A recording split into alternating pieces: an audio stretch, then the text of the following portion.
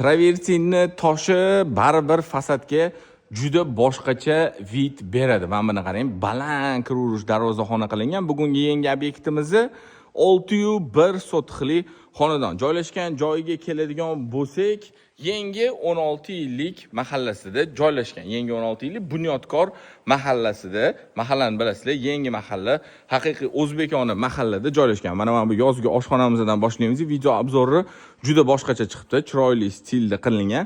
Ichkari tarafdan bo'lsa, binoyimizning ko'rinishi, fasadlari to'liq travertin toshda qilingan. Ichlari ham yaxshi holatda turibdi. Menimcha olganingizdan keyin et-betiga bitta qarab olasiz. Bu bizning oshxonamizda joylashgan. Qishki oshxonamizni bemalol ovqat tayyorlab, ovqatlanib o'tirsa bo'ladigan o'zining sharoitlari bor. Domofonlarimiz hammasi qilingan. Kirganimizda chap qo'lda bu yerda 3 ta xona, bu tarafda ham 3 ta xonamiz joylashgan. Bu yerda bitta spalnamiz va oshxona qismlarimiz qilingan. Juda chiroyli proyekt. To'g'ri, bundan bir 10 yilcha oldin qurilgan xonadon-ku, hozir ham stili juda chiroyli bo'lib turibdi. Mana shu fasad qismiga bitta like bosib qo'ymasangiz bo'lmaydi. Narxiga keladigan bo'lsak, akam 305 mingdan keldilar. Narxini 275 ming startoviga tushirib qo'ydim.